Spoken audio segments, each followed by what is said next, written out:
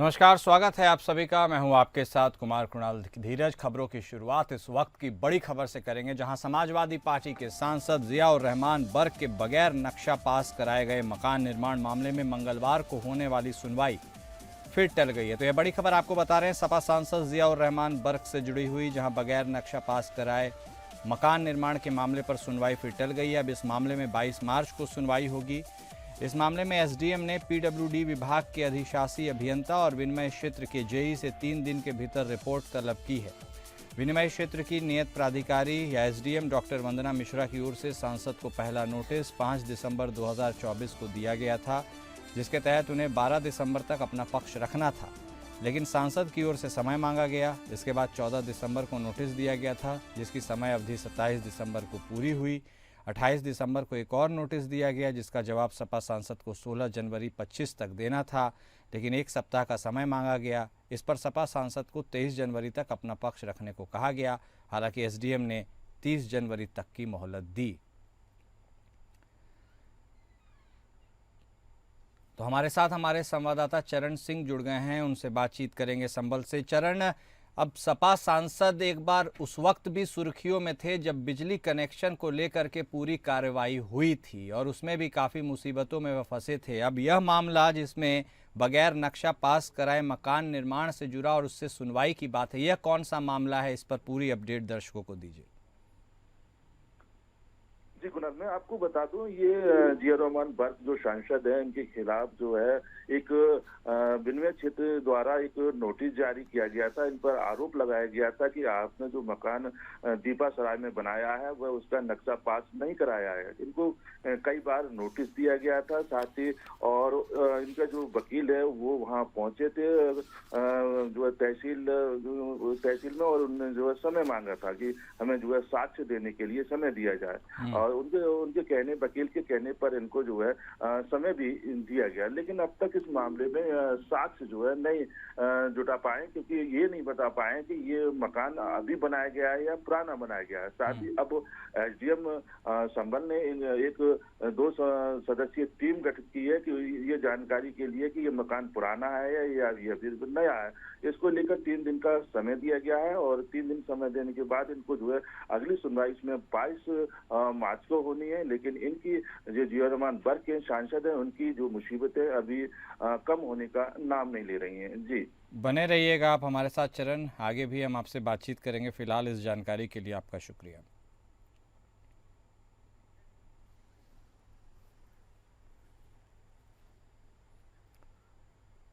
और इस बीच अगली बड़ी खबर संभल से जामा मस्जिद से जुड़ी हुई है, जहां जामा मस्जिद की रंगाई पुताई से जुड़ा यह मामला है और बजरंग दल ने अब भगवा रंग से मस्जिद की पुताई की मांग कर दी है। एएसआई की देखरेख में मस्जिद की पूरी रंगाई पुताई हो रही है। तो ये बड़ी खबर आपको बता रहे हैं संभल से, जहां जामा मस्जिद की रंगाई पुताई का यह मामला सुर्खियों में बना हुआ है। रंगाई पुताई चल भी रही है, लेकिन बजरंग दल ने भगवा रंग से पुताई की मांग कर दी है और एएसआई की देखरेख में फिलहाल यह पूरा सिलसिला चल रहा है। लेकिन यह बड़ी खबर हम आपको बता रहे हैं, जहां बजरंग दल की ओर से यह एक मांग की गई है कि मस्जिद की भगवा रंग से पुताई कराई जाए। हमारे साथ हमारे संवाददाता चरण सिंह लगातार बने हुए हैं। चरण, अब ये एक तरह से यह मांग तो है बजरंग दल की, लेकिन अनूठी भी मांग है, क्योंकि भगवा रंग स्पेसिफाई कर दिया गया है, वह भी मस्जिद की पुताई के लिए। अपने आप में बेहद दिलचस्प है। क्या यह पूरा मामला है? जी कुणाल, मैं आपको बता दूं, ये शाही जामा मस्जिद इंतजामिया कमेटी की तरफ से जो रमजान है, साथ ही ईद को लेकर एक रेड दारा हाई कोर्ट में की गई थी कि शाही जामा मस्जिद जो विवादित ढांचा है उसकी पुताई की जाए। इसको लेकर एएसआई ने तो मना किया था, इसकी पुताई की जरूरत नहीं है, लेकिन जो हाई कोर्ट है उसने कहा बाहर की पुताई कराने में क्या परेशानी है, आपको क्या पूर्व ग्रह हो सकता है। तो बाहर की पुताई कराने के लिए जो है, बाहर की जो दीवार है उसकी पुताई कराने के लिए हाई कोर्ट ने जो है इसको आदेश कर दिया। अब एएसआई के जो निगरानी में इसकी पुताई की जा रही है, लेकिन इसका जो खर्चा खर्चा है वो जो है जामिया कमेटी जो है शाही जामा मस्जिद की वो देगी। लेकिन यहाँ पर जो कई विवाद सामने आ रहे हैं, जैसे अभी जो है बजरंग दल है उन्होंने कहा है कि यहाँ पर जो है इसके भगवा रंग होना चाहिए। साथ ही अन्य जो संगठन है जैसे महंत है जो या फिर हिंदू संगठन है, उन्होंने भी पिछली बार अभी थोड़े दिन समय में जो है कई बार ये जो है उच्च अधिकारियों को ज्ञापन भी दे चुके हैं कि इसकी जो है पताई अगर हरा रंग से होती है तो भगवा रंग से भी होनी चाहिए। तो इस तरह से कहीं ना कहीं इसको लेकर जो है कुछ हिंदू संगठन है वो सामने आ गए हैं, रंग को लेकर सामने आ गए हैं। लेकिन जो पुताई करने वाले मजदूर हैं उनसे हमने जानकारी ली तो उन्होंने बताया कि केवल सफेदी करने का हमें आदेश प्राप्त हुआ है और कोई आदेश प्राप्त नहीं हुआ, हम केवल सफेदी करेंगे। साथ ही हम आपको बता दें कि आज तक का हाई कोर्ट ने समय दिया था कि एएसआई जो डेकोरेशन है वो पुताई करके जो है आज अपनी रिपोर्ट इस बारे में सौंपेगी कि पूरी हुई है नहीं हुई है। लेकिन जो जफर अली सदर शाही जामा मस्जिद कमेटी के उन्होंने बताया कि अगर पुताई पूरी नहीं होती है तो हाई कोर्ट से और हम समय मांगे पुताई करने के लिए कि पुताई, क्योंकि ये हवाला दिया जाएगा कि होली थी इसलिए काम बंद रहा, साथ ही जो जुमा था इसलिए बंद रहा। तो इसको लेकर कहीं ना कहीं जो है आप समय मांग सकते हैं। लेकिन जो हिंदू संगठन है वो कहीं ना कहीं अब भगवा रंग की मांग करते हुए दिख रहे हैं। जी ठीक है, बहुत शुक्रिया चरण आपका हमारे साथ जुड़ने के लिए और तमाम जानकारी देने के लिए।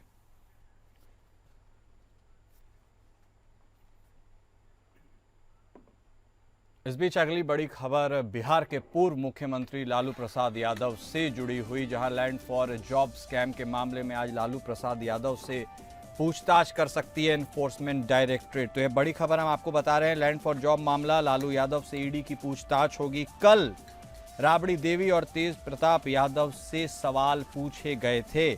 राबड़ी देवी और तेज प्रताप से कुल 4 घंटे तक पूछताछ की गई थी। तो यह बड़ी खबर हम आपको बता रहे हैं, जहां बिहार के पूर्व मुख्यमंत्री और आरजेडी सुप्रीमो लालू प्रसाद यादव से आज ईडी पूछताछ करेगी। इससे पहले ईडी ने मंगलवार को उनकी पत्नी राबड़ी देवी और बेटे तेज प्रताप से पूछताछ की थी। आज लालू यादव पटना ईडी के दफ्तर पहुंचेंगे और फिर 11 बजे से पूछताछ शुरू होगी।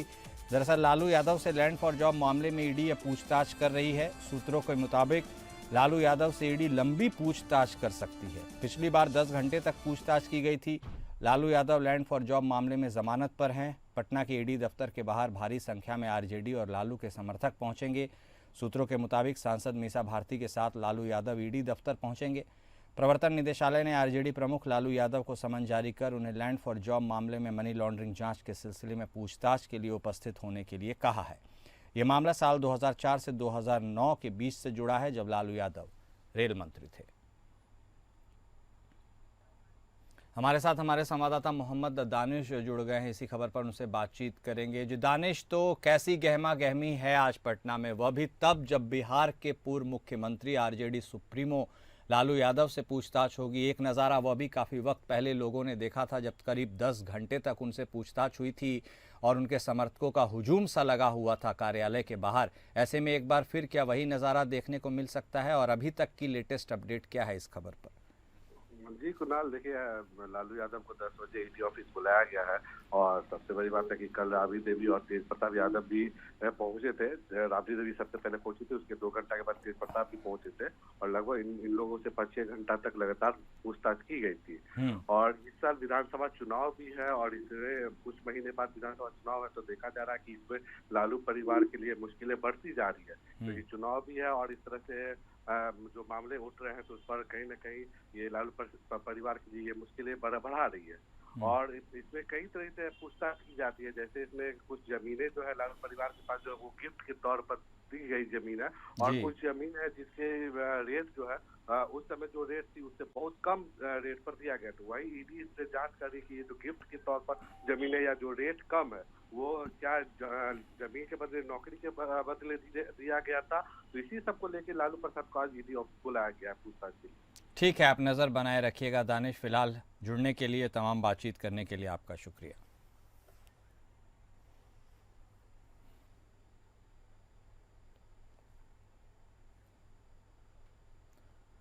और इस बीच अगली बड़ी खबर चुनाव आयुक्तों की नियुक्ति के मामले से जुड़ी हुई, जहां चुनाव आयुक्त की नियुक्ति में सीजेआई की भूमिका खत्म करने के केंद्र सरकार के कानून के खिलाफ दाखिल याचिकाओं पर आज सुप्रीम कोर्ट सुनवाई करेगा। तो यह बड़ी खबर हम आपको बता रहे हैं, जहां चुनाव आयुक्तों की नियुक्ति में सीजेआई की भूमिका पर सुप्रीम कोर्ट सुनवाई करेगा। पिछले साल 2 मार्च को सुप्रीम कोर्ट ने चुनाव आयुक्तों की नियुक्ति को पारदर्शी बनाने के लिए आदेश दिया था।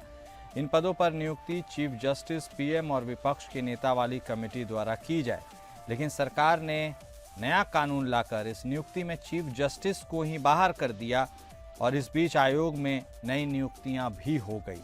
इस कानून के खिलाफ association for democratic reforms, Madhya Pradesh Congress नेता जया ठाकुर समेत कई अर्जियों के जरिए इस कानून को चुनौती दी गई है।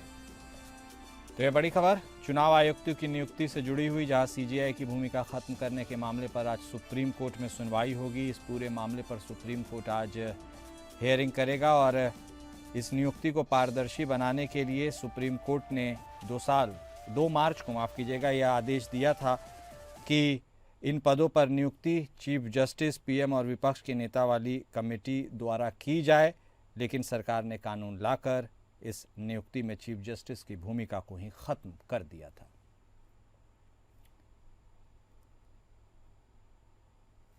और इसी बीच आयोग में नई नियुक्तियां भी हो गई। इस कानून के खिलाफ association for democratic reforms, Madhya Pradesh Congress की नेता जया ठाकुर समेत कई अर्जियों के जरिए कानून को चुनौती दी गई है।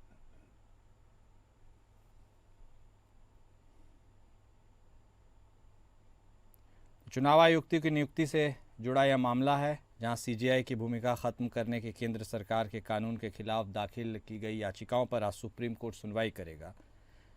पिछले साल 2 मार्च को सुनवाई हुई थी और उसके बाद फिर से सुनवाई होगी। हमारे साथ हमारे संवाददाता विवेक सिंह चंदेल भी जुड़ गए हैं इसी खबर पर। जी विवेक, बहुत ऊहापोह की स्थिति बनी हुई थी, अभी तक भी बनी हुई है। यदि विपक्ष के निशाने की बात करें, सुप्रीम कोर्ट से जो चीफ जस्टिस हुआ करते थे उनको इस पैनल से बाहर करके जो ये पूरा का पूरा कानून ही बदल दिया गया। ऐसे में आज सुप्रीम कोर्ट इस पर सुनवाई करेगा। क्या कुछ हाइलाइट्स हो सकते हैं, आगे की प्रक्रिया क्या हो सकती है, क्या सुनवाई और आगे भी जारी रह सकती है? अभी तक इस प्रकरण पर पूरा अपडेट विवेक। कुलमन जन से देखना पड़ेगा कि चूंकि 2 मार्च को पिछले साल जब सुप्रीम कोर्ट ने एक आदेश जारी किया और ये कहा कि जो चुनाव आयुक्त और उनके मुख्य चुनाव आयुक्त की नियुक्ति है उसमें सीजेआई, प्रधानमंत्री और एक नेता प्रतिपक्ष को रखा जाना जरूरी है, जिसके साथ ही इसको इनकी नियुक्ति की जा सके, जिससे पारदर्शिता बनी रहे। हालांकि उसके बाद जब केंद्र सरकार ने एक कानून बना दिया जिसमें सीजेआई को हटाकर एक कैबिनेट के मिनिस्टर को, जो कि पीएम द्वारा नॉमिनेटेड होगा, उसको उसकी जगह रखकर ये कानून तय कर दिया। अब सुप्रीम कोर्ट के सामने सवाल ये आया कि क्या ये जो कानून बनाया गया है, क्योंकि कानून बनाना संसद का काम होता है और कानून अगर कोई बना देती है तो उसका पालन होना चाहिए, लेकिन सुप्रीम कोर्ट के सामने सवाल ये रखा गया कि ये जो कानून बनाया गया वो गलत बनाया गया है। सुप्रीम कोर्ट के पास ऑप्शन ये है कि जो इसके अपॉइंटमेंट के लिए जो कानून बनाया गया उसमें अगर कोई कमी है तो उस पर विचार कर सकता है, लेकिन अगर संसद ने कोई कानून बनाया तो उस कानून को बदलने के लिए कोई सुप्रीम कोर्ट कोई आदेश जारी नहीं कर सकता। तो अभी सुप्रीम कोर्ट के सामने फिलहाल ये चीज रखी जा रही है कि अगर सुप्रीम कोर्ट ने एक आदेश दिया था जिसके तहत कि सीईसी और चुनाव आयुक्त और मुख्य चुनाव आयुक्तों की नियुक्ति में सीजेआई को शामिल किया गया था, उसको केंद्र सरकार ने कानून बनाकर बदलने की जरूरत क्या थी। तो अब यहाँ सवाल मंशा का है कि क्या जो संसद ने कानून बनाया या केंद्र सरकार ने जो कानून बनाया वो उसकी मंशा सही थी या उस मंशा के ऊपर सवाल उठाते हुए सुप्रीम कोर्ट में आए हैं। अब सुप्रीम कोर्ट के सामने लिमिटेड सवाल है जिस पर वो विचार करेगा, लेकिन जहां तक इस मामले में सुनवाई का प्रश्न है, पिछली सुनवाई में ही ये कहा गया था कि क्योंकि ये मामला सुप्रीम कोर्ट में लंबित था, ऐसे में जो केंद्र सरकार ने कानून बनाया उसके तहत चुनाव आयुक्तों की नियुक्ति न की जाए, लेकिन उसकी नियुक्ति कर दी गई। और जब इसके लिए राहुल गांधी जो कि नेता प्रतिपक्ष वो थे उसको भी जब इसमें शामिल किया गया था तो जो चुनाव आयुक्त की नियुक्ति की गई उस पर उन्होंने असहमति जताई थी, उसको भी यहाँ उठाया गया था। तो सुप्रीम कोर्ट के सामने ये सवाल रखे जाएंगे और कहा जाएगा कि जो कानून बनाया गया, क्योंकि सुप्रीम कोर्ट ने आदेश देकर कानून बनाया था, उसके बाद केंद्र सरकार के इसमें कानून बनाने की जरूरत क्या थी। और सवाल इन पे है जिसमें सुप्रीम कोर्ट को विचार करना होगा। ठीक है, बहुत शुक्रिया विवेक आपका हमारे साथ जुड़ने के लिए और तमाम जानकारी देने के लिए। उस बीच अगली बड़ी खबर उत्तर प्रदेश की राजधानी लखनऊ के अलीगंज से आ रही है, जहां राजकीय औद्योगिक प्रशिक्षण संस्थान में टाटा टेक्नोलॉजीज लिमिटेड द्वारा स्थापित अत्याधुनिक टीटीएल व्यावसायिक शिक्षा और कौशल विकास मंत्री कपिल देव अग्रवाल, उनके बारे में हम आपको बताएंगे। लेकिन उसके पहले हम आपको बता देते हैं एक बड़ी खबर बीजापुर के पत्रकार मुकेश चंद्राकर हत्याकांड से जुड़ी हुई आ रही है, जहां पुलिस ने चार्जशीट कोर्ट में पेश कर दी है। इसमें पुलिस ने माना है कि इस वारदात का मास्टरमाइंड सुरेश चंद्राकर ही है। तो यह बड़ी खबर आपको हम पहले बता दे रहे हैं, जहां बीजापुर के पत्रकार मुकेश चंद्राकर हत्याकांड में पुलिस ने चार्जशीट कोर्ट में पेश कर दी है और इस वारदात का मास्टरमाइंड सुरेश चंद्राकर बताया जा रहा है। चार्जशीट में 72 गवाहों की गवाही है, डीएनए सैंपल की रिपोर्ट है, कई दस्तावेज पेश किए गए हैं। दावा किया गया है कि आरोपियों ने यह वारदात नेलसनार मिरतूर गंगालूर रोड के निर्माण में अनियमितता का खुलासा होने पर अंजाम दिया। चार्जशीट पेश करते हुए छत्तीसगढ़ पुलिस ने मामले की सुनवाई फास्ट ट्रैक कोर्ट में कराने की अर्जी दी। पुलिस की एसआईटी ने 1241 पन्नों की चार्जशीट और केस डायरी कोर्ट में दाखिल करते हुए वारदात के मास्टरमाइंड सुरेश चंद्राकर के अलावा उसके दो भाइयों दिनेश चंद्राकर और रितेश चंद्राकर तथा एक अन्य आरोपी महेंद्र राम टेके को आरोपी बनाया है। तो यह खबर बीजापुर के पत्रकार मुकेश चंद्राकर के हत्याकांड से जुड़ी हुई, जहां पुलिस ने चार्जशीट कोर्ट में पेश किया है और इस वारदात का मास्टरमाइंड सुरेश चंद्राकर ही बताया गया है। एसआईटी के मुताबिक चारों आरोपियों के खिलाफ चार्जशीट पेश की गई है। इसमें वारदात में चारों आरोपियों की भूमिका का उल्लेख किया गया है।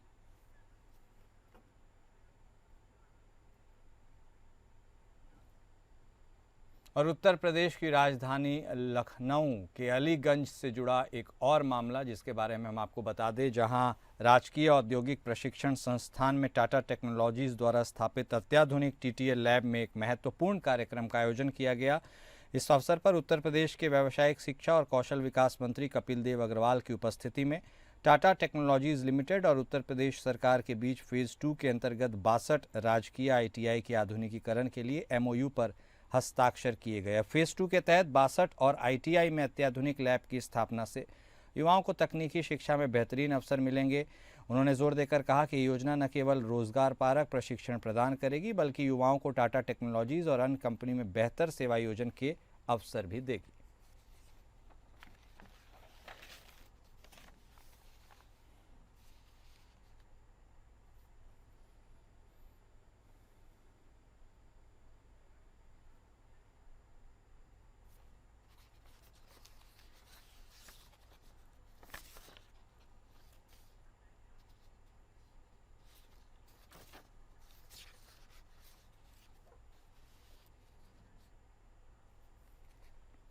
उत्तर प्रदेश के प्राथमिक विद्यालय अब निजी विद्यालयों से भी बेहतर होंगे। योगी सरकार अब परिषदीय विद्यालयों को आधुनिक शिक्षा केंद्र के रूप में विकसित कर रही है। इसका ताज़ा उदाहरण हम ग्रेटर नोएडा के मथुरापुर में 1 करोड़ 30 लाख रुपए की लागत से निर्मित हाईटेक विद्यालय में देख सकते हैं। इस विद्यालय का उद्घाटन बेसिक शिक्षा मंत्री संदीप सिंह करेंगे। यह हवादार कमरे, शानदार स्ट्रक्चर, बच्चों के बैठने के लिए एक बेहतरीन बेंच, डिजिटल लर्निंग के लिए एलईडी टीवी और परिसर के अंदर मन लुभावन पेड़ पौधे, सुरक्षा के लिए गेट, बाउंड्री कॉल, तमाम सुविधाओं से लैस। रिपोर्ट देखिए।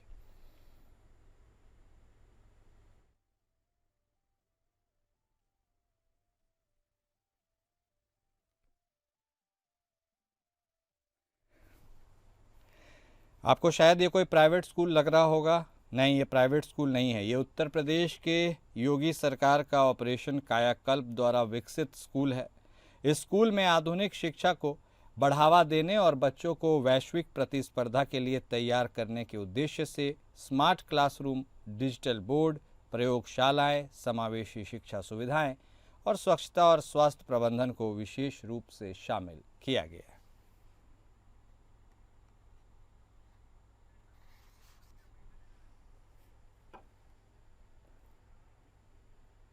वहीं अम्बेडकर नगर में एक बाइक शोरूम मालिक अपने ही जाल में फंस गया है। शोरूम में चोरी की साजिश रच डाली उसने और खुद ही बाइक की चोरी की और खुद ही बाइक चोरी का मुकदमा भी लिखवा दिया। पुलिस ने जब सीसीटीवी फुटेज के सहारे जांच शुरू की तो उसके होश उड़ गए, क्योंकि चोर कोई और नहीं, खुद मालिक ही था, जिसने बीमे की धनराशि हड़पने के लिए अपने ही शोरूम में चोरी की और फिर ताला खुला छोड़ आया। पूरा मामला अहिरौली थाना क्षेत्र के अशरफपुर बपरवा ऑक्सो ऑटो सेल्स का है, जिसके मालिक अब्दुल्ला अंसारी ने 15 मार्च को पुलिस को सूचना दी कि उसके शोरूम से बाइक्स चोरी हो गई हैं। बाद में बाकायदा मुकदमा लिखाया गया कि 6 बाइक चुरा ली गई हैं। पुलिस ने पड़ताल शुरू की। मालिक के बयान में कई विरोधाभास दिखे, सीसीटीवी फुटेज भी खंगाले गए। शोरूम के मालिक को थाने में ले जाकर जब अपने तरीके से पुलिस ने पूछताछ की तो उसने अपना जुर्म कबूल कर लिया। उसने कहा कि उसकी आर्थिक स्थिति अच्छी नहीं थी, इससे उबरने के लिए उसने यह साजिश रची और बाइकों के बीमे के पैसों को लेने के लिए खुद ही अपने शोरूम में 6 बाइक की चोरी के बारे में बता दिया, ताला खुला छोड़ दिया। 14 मार्च को होली का त्यौहार था तो किसी की नज़र उस पर गई नहीं। 15 मार्च को ताला खुला होने की सूचना पुलिस को दी। इसके बाद जांच पड़ताल से सारा मामला खुल गया और पुलिस ने उस कमरे से 8 बाइक बरामद किया। शोरूम मालिक अब्दुल्ला अंसारी को जेल भेज दिया गया है। देखिए, 15 तारीख को एक इंफॉर्मेशन मॉर्निंग में प्राप्त हुई अहिरौली थाना अंतर्गत की एक एजेंसी अक्सा ऑटोमोबाइल्स है, जो कि गाड़ियों की एजेंसी है। वहाँ से 6 वाहन चोरी हुए हैं, जो कि न्यू है, अभी एजेंसी से आकर के वो बेचे जाने थे। इस पर तत्काल टीम का गठन किया गया। जो सीसीटीवी कैमरे थे आसपास उसको देखा गया। कई बिंदु पर वादी के कथन में भिन्नता पाई गई व संदेह उत्पन्न हुआ। वादी के द्वारा दी गई तहरीर के आधार पर सुसंगत धाराओं में तत्काल अभियोग पंजीकृत किया गया। इसमें जब सीसीटीवी और अन्य बिंदुओं पर गहनता से पूछताछ वादी से की गई तो पता चला कि 13 तारीख की रात में ही शाम के समय इन्होंने एक बगल के कमरे में 8 मोटरसाइकिल छिपा कर रख दी और जो ताला एजेंसी में बंद होना था उसको खुला छोड़ दिया। 14 को होली पड़ने के नाते कोई इसको देख नहीं पाया। 15 तारीख को जब पता चला तब इन्होंने सूचना थाने को दी और इस पर टीम का गठन करके जब समस्त बिंदुओं को देखा गया तो इनके द्वारा बताया गया कि कर्ज में डूबे होने के नाते इन्होंने बीमा का पैसा प्राप्त करने के लिए ऐसी घटना कारित की है। सभी मोटरसाइकिलों को बरामद कर लिया गया है। वादी के द्वारा पंजीकृत मुकदमे को तरमीम करके उसको जो उन्होंने इस प्रकार का मिथ्या साक्ष्य दिया, फर्जी तरीके से तथ्यों को प्रस्तुत किया और साक्ष्य को छिपाया, इन धाराओं में अभियोग पंजीकृत करके उनको माननीय न्यायालय के समक्ष प्रस्तुत किया। चंदौली में क्राइम ब्रांच और अलीनगर थाना पुलिस की संयुक्त कार्रवाई में 65 लाख रुपए से ज़्यादा की अवैध शराब को जब्त किया गया है। शराब की खेप के साथ मौके से एक तस्कर को भी गिरफ्तार किया गया है। वालपुट्टी के बोरियों के नीचे छिपाकर यह शराब ले जाई जा रही थी। पंजाब प्रांत से बिहार खपाने की योजना थी। गिरफ्तारी और बरामदगी के आधार पर पुलिस आगे की विधिक कार्रवाई करने में जुट गई है। चंदौली जिले के अलीनगर थाना क्षेत्र अंतर्गत सिंघी ताली पुल के समीप नेशनल हाईवे 19 पर यह पूरी घटना घटी और बरामदगी हुई। चंदौली जनपद पुलिस के हाथ बड़ी सफलता लगी है। बता दें कि एसपी आदित्य लांघे के निर्देशन में अपराध और अपराधियों और मादक पदार्थों की खरीद पर रोक लगाने के लिए लगातार अभियान चलाए जा रहे हैं। इसी क्रम में अलीनगर थाना पुलिस और क्राइम ब्रांच की टीम ने हाईवे से एक ट्रक के अंदर छिपाकर ले जा रही 65 लाख रुपए की अवैध शराब का जखीरा बरामद किया है। आपको ये भी बता दें कि ये शराब जो है वालपुट्टी की बोरियों के अंदर छिपा के ले जा रही थी। हालांकि इस कार्रवाई में एक तस्कर को मौके से पुलिस ने गिरफ्तार किया है। आगे पुलिस बरामदगी और गिरफ्तारी के आधार पे आगे की कार्रवाई में जुटी है। कैमरामैन निखिल के साथ ओपी श्रीवास्तव, चंदौली। और फिलहाल इस बुलेटिन में अभी के लिए बस इतना ही। नमस्कार।